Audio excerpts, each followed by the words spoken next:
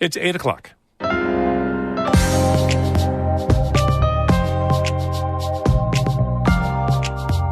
Good morning. This is Northern Light for Friday, February 16th. I'm Monica Sandreski. And I'm Todd Moe. New York Senator Kirsten Gillibrand is pushing for Congress to reinstate pandemic-era funding for families. The child tax credit expansion expired at the end of 2021. And since then, child poverty has more than doubled nationwide. And an exhibit at the Plattsburgh State Art Museum takes a closer look at human migration from the southern border to Roxham Road in Clinton County. If we realize that we don't know people's stories, and if we realize that these people who lost their lives, these people who were so eager to cross at Roxham, that they're not that unlike us. And John Warren checks the trail conditions for us after this long-awaited snowfall. All of that and more is coming up on Northern Light. Stick with us.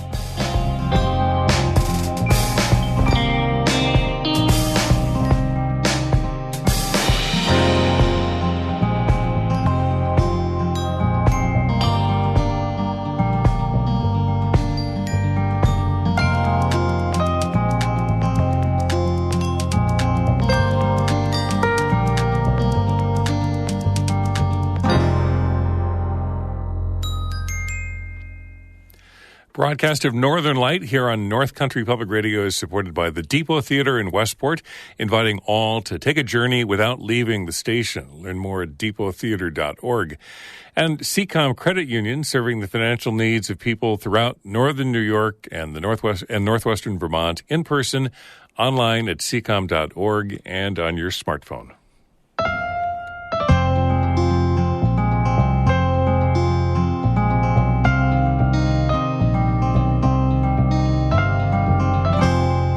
This is Northern Light. I'm Monica Sandreski. And I'm Todd Moe. The number of farms, both across the country and in New York State, is continuing to shrink. That's according to data from the U.S. Department of Agriculture's latest Census of Agriculture. Catherine Wheeler reports the new report highlights continued struggles for the dairy industry. The USDA's Census of Agriculture is taken every 5 years. It collects data from producers on land use, economics, and demographics, and it paints a picture of America's ag industry.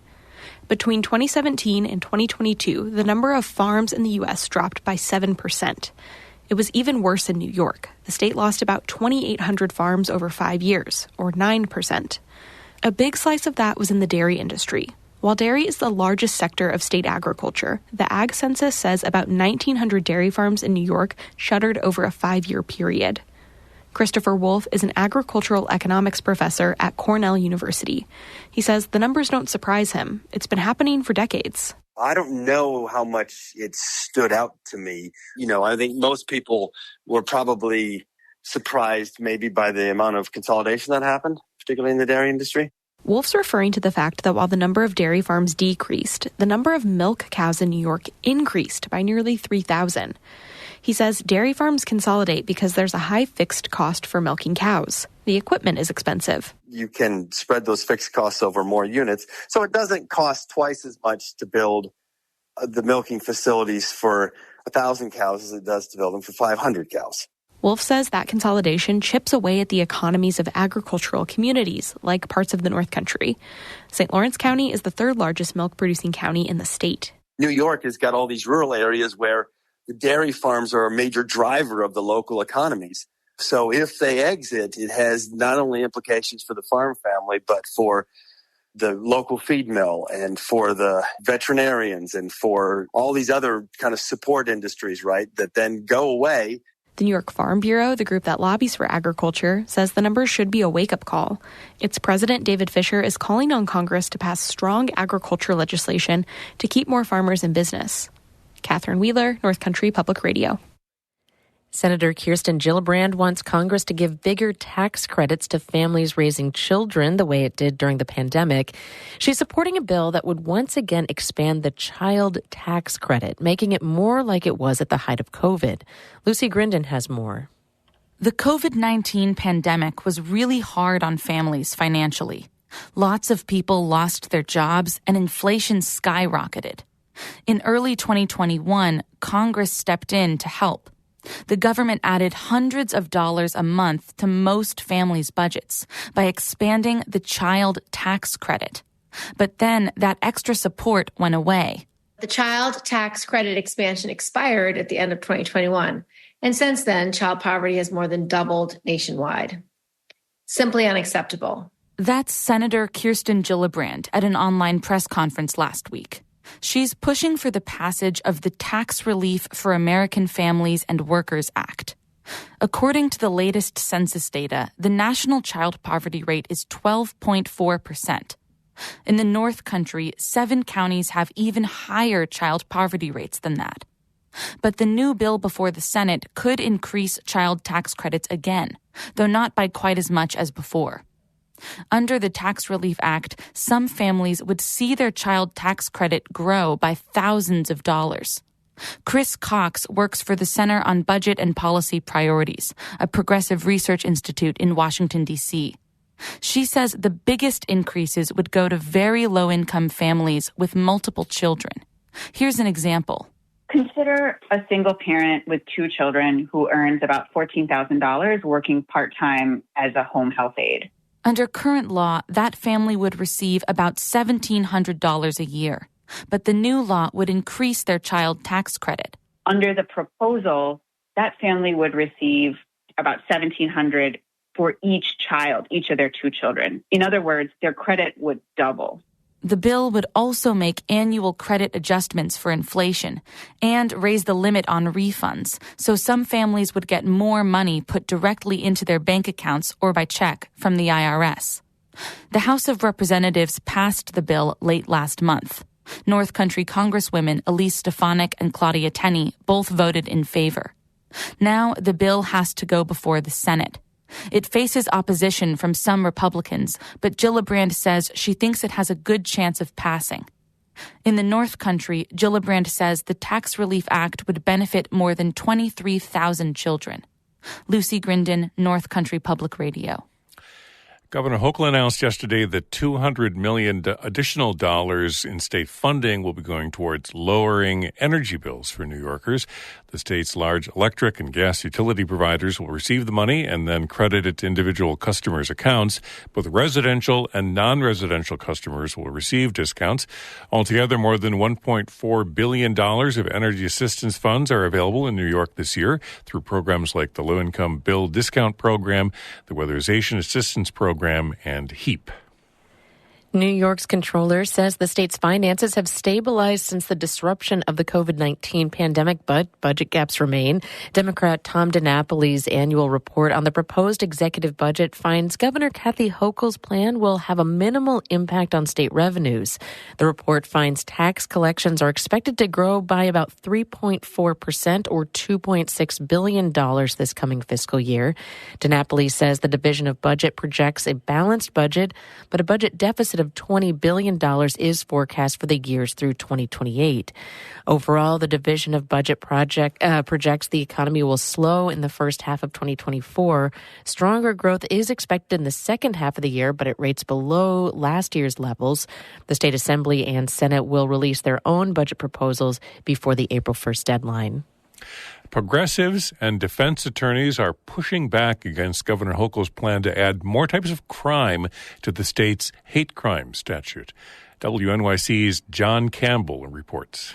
The governor wants to expand the list to include things like graffiti, sexual misconduct, and gang assault. It comes amid a spike in hate crimes in the months following the October 7th attack in Israel. Catherine Miller is a professor at Cardozo School of Law.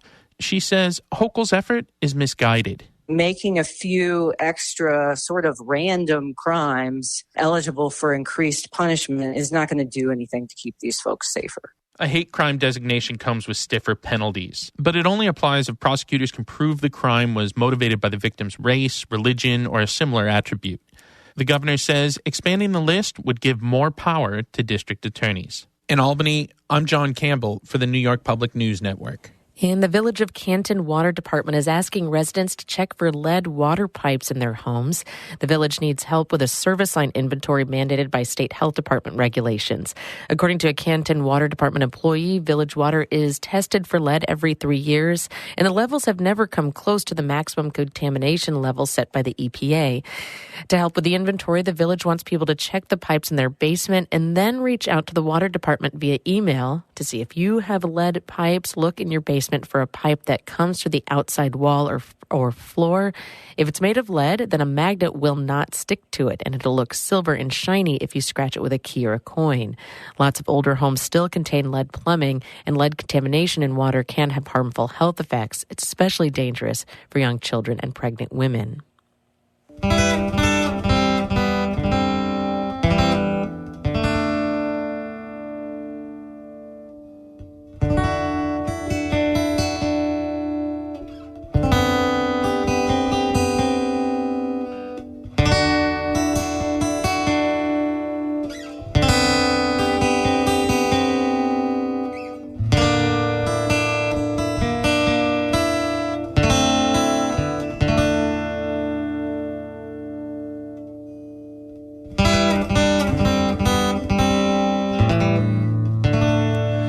You're listening to Northern Light here on North Country Public Radio. It's 11 minutes past 8. Good morning. I'm Todd Moe. And I'm Monica Sandreski.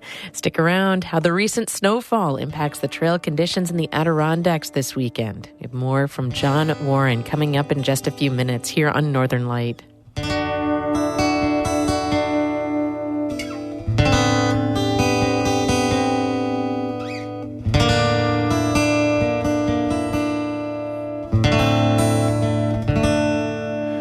Music by Scott Shipley in Canton.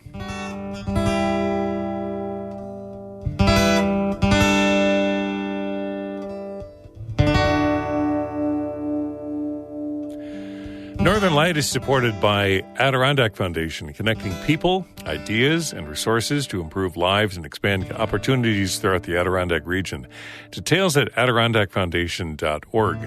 And by NCC Systems, protecting North Country businesses and homes for 50 years, offering cameras, security, fire alarms, and entry control. nccsystems.com.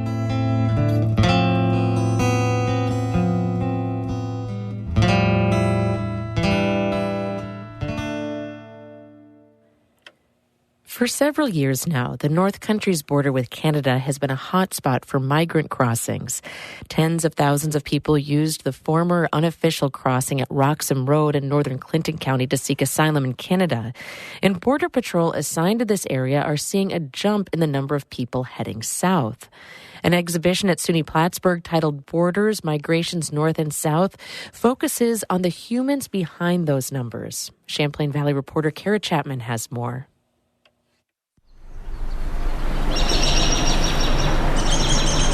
A recording of birds chirping plays from a small corner of SUNY Plattsburgh's Art Museum. Could be birds anywhere, but it happens that they were recorded at Roxham. That's Amy Mountcastle. She chairs the college's anthropology department. She's talking about Roxham Road. It's the unofficial border crossing that was used by tens of thousands of people to claim asylum in Canada starting in 2017. It was shut down last March when the U.S. and Canada closed a loophole in a treaty governing the border. Mountcastle first learned about Roxham Road from a student several years ago. She started going there with that student and others to interview the asylum seekers, local volunteers who'd help them, and the taxi drivers who'd bring them to the unofficial crossing. This is what we do as anthropologists. We try to understand what's happening from the perspective of people who are involved in it. And Mountcastle wanted to bring that perspective to the broader community. That's what got her thinking about curating an exhibit focused on the border. We are located in a place where this human story is unfolding right before our eyes, and we're uniquely positioned to get a close-up look. And I think it's worth sharing that with anybody who's interested in seeing it. The exhibition, titled Borders, Migrations North and South, opened last fall. It spans 2 rooms in SUNY Plattsburgh's Art Museum. Mountcastle says it was initially going to focus solely on the northern border, but over time, she and the artist talked about incorporating the southern border too. She says photographer Paula Allen, who's covered both borders, helped clarify how the two are connected. One day I'm talking to her and she goes, yeah, now I get it. It's a funnel. You know, there's the big part of the funnel is down at the southern border, and then the narrow part is here at the northern border. There's this sort of trickle by comparison of people coming to the northern border. In one room, there's a wall with a big map of the Arizona-Mexico border. Dozens of orange and manila-colored toe tags hang from it. It's called the Hostile Terrain 94 exhibit.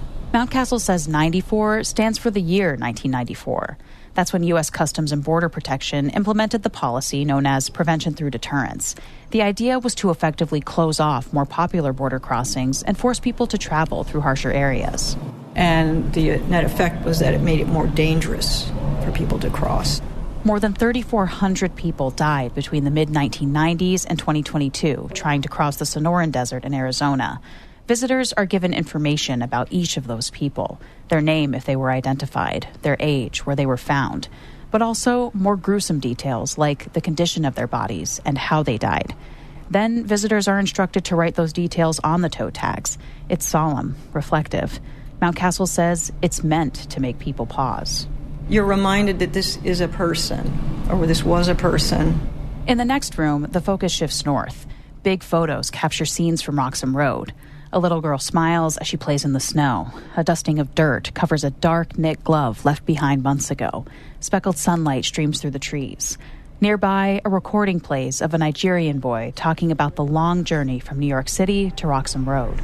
I was thinking about nothing. I was just like, I feel kind of sleepy. Yeah, really long. And it was like so boring. You just have to look at the natures outside the window and trains passing around. In the middle of the room, there's a display of artifacts asylum seekers left behind. Small piles of currency and luggage tags, a child's car seat, a prayer rug, a pack of cigarettes. It's the everydayness of these objects, Mountcastle says, that she hopes challenges people to think deeply about migration and the people behind it. If we realize that we don't know people's stories, and if we realize that, these people who lost their lives, these people who were so eager to cross at Roxham, that they're not that unlike us. They're not unlike us. The Borders Migrations North and South exhibit is on display at SUNY Plattsburgh from noon to 4 p.m. Tuesday through Sunday until March 8th. Kara Chapman, North Country Public Radio, Plattsburgh. Keep up with the conversations and stories you hear on North Country Public Radio every day at our website, ncpr.org, or follow the station on Instagram, Facebook, and Twitter.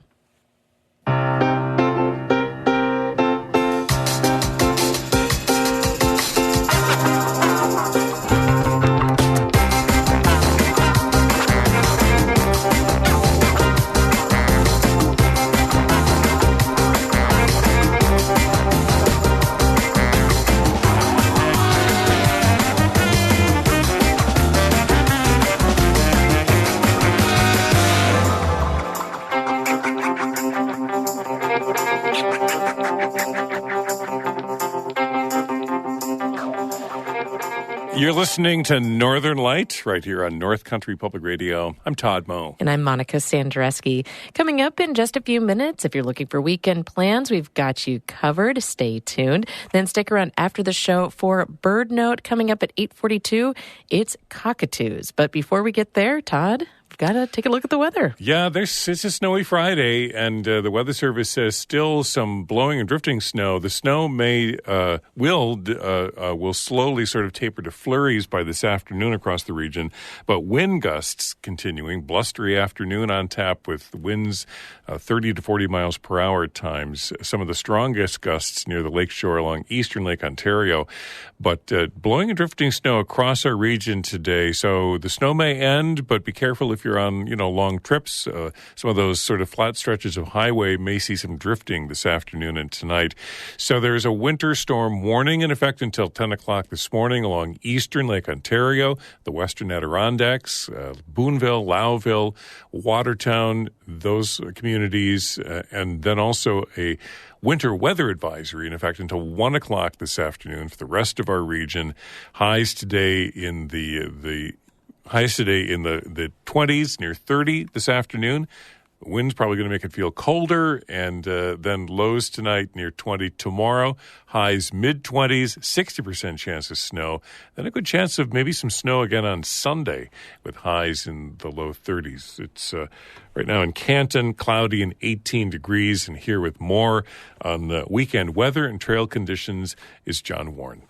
On Saturday, sunrise will be at about 6:53 and sunset at about 5:27. Once the snow ends, seasonal temperatures will continue, with high peak summit temperatures in the single digits tomorrow and teens Sunday. Summits will be windy this weekend as well, with winds 35 to 45 miles per hour that will bring wind chill temperatures into the teens below zero today, almost 30 below tomorrow, and near 20 below on Sunday. Trail conditions remain icy. Carry traction devices and snowshoes, and expect to encounter unbroken trails that will make travel more difficult. Expect also to encounter blowdown. There remains about 8 to 12 inches of snow at most lower elevation locations in the Adirondacks, with an additional 6 or 8 in the central Adirondacks. There is about 2 to 3 feet at Lake Colton and 4 or 5 feet above there. Many waters still remain open, and all are above normal levels for this time of year. Lake ice remains hazardous, although Lake Colton and Avalanche Lake are being crossed. The ski trail and passes are skiable beyond Marcy Dam, but backcountry ski conditions remain thin. Stick to smoother early season terrain for the best backcountry ski conditions this weekend.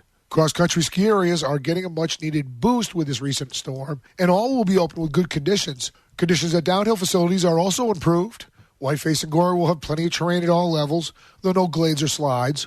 Oak and Macaulay will be open with more terrain, as will Titus and Hickory Mountain in Warrensburg. Snowmobile trails, however, remain in marginal condition. Trails in northern Herkimer and Hamilton and southern St. Lawrence counties remain the best bet. Those are the outdoor conditions in the Adirondacks this weekend. For North Country Public Radio, this is John Warren from the New York Almanac. Online at newyorkalmanac.com.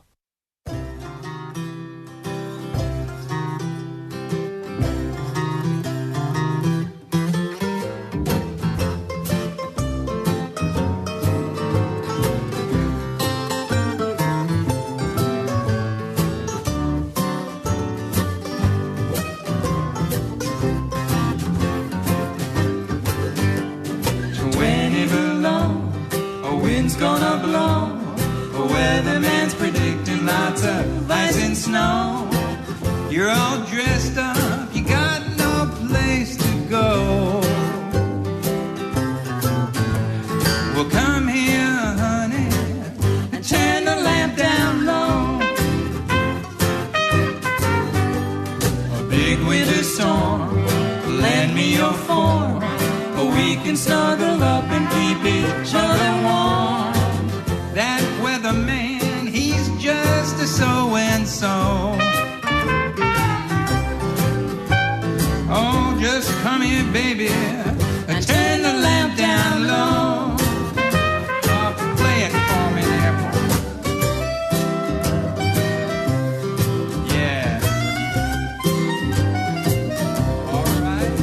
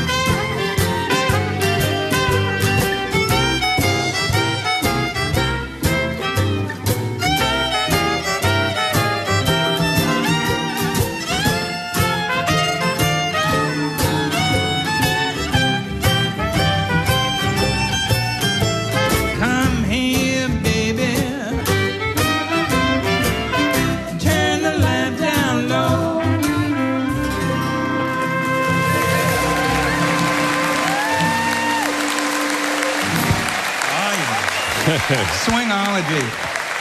Peter Eklund, Peter Davis, Steve Rust, soloing on that there. Yeah, there's Jay Unger and Molly Mason from The Pleasures of Winter, 20 Below.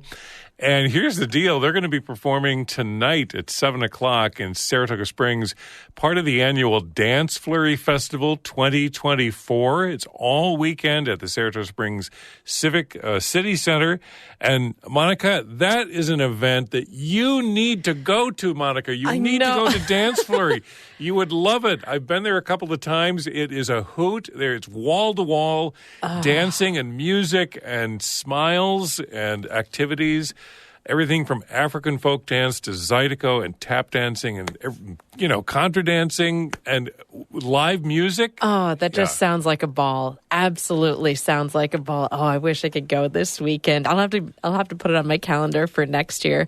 But before next year, keeping it with this year, there is a great jazz show coming up from 3 prolific musicians, the Larry Hamm Trio, this weekend. Larry Hamm on keys, Tom Melito on drums, Matt Dunn on bass. They all met at the Crane School of Music in Potsdam back in the 80s, and they are back together for sort of a mini tour this weekend. They'll be at the Amos and Julia Ward Theater in Jay tonight, then at the Hand House Parlor in Elizabethtown Saturday evening and Sunday afternoon. Then they're coming out to St. Lawrence County on Monday evening with a show at St. Lawrence University. So lots of opportunities to check them out.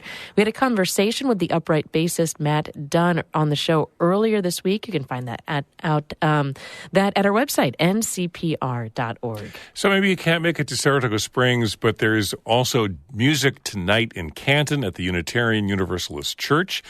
Great jazz music performed by the local combo For All You Know. Jazz and coffee bar tonight, free, open to everyone at the Canton Unitarian Universalist Church from 6:30 to 8:30. Live music.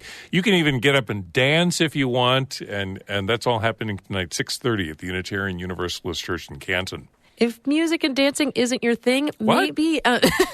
who are those people? But if music and dancing aren't your thing, maybe battle reenactments are more your style. I know. Sorry, Todd, your reaction. Maybe battle reenactments are more your style. This weekend is the annual reenactment of the Battle of Ogdensburg. It's part of the War of 1812. The fort had originally been built by the French, and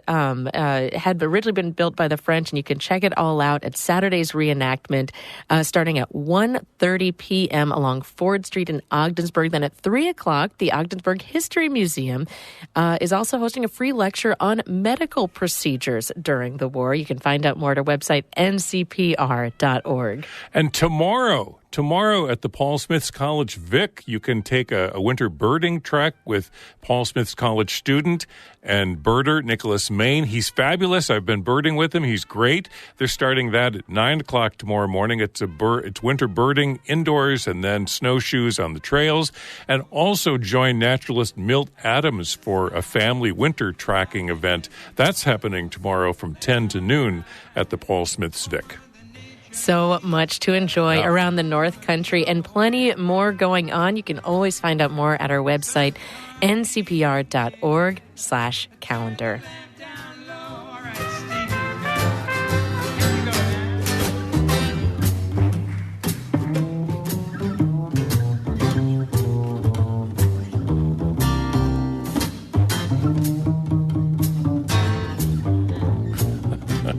Can't get enough of Jay Unger and Molly Mason. Love it. I'm Todd Moe. I'm Monica Sandreski. Have a good weekend.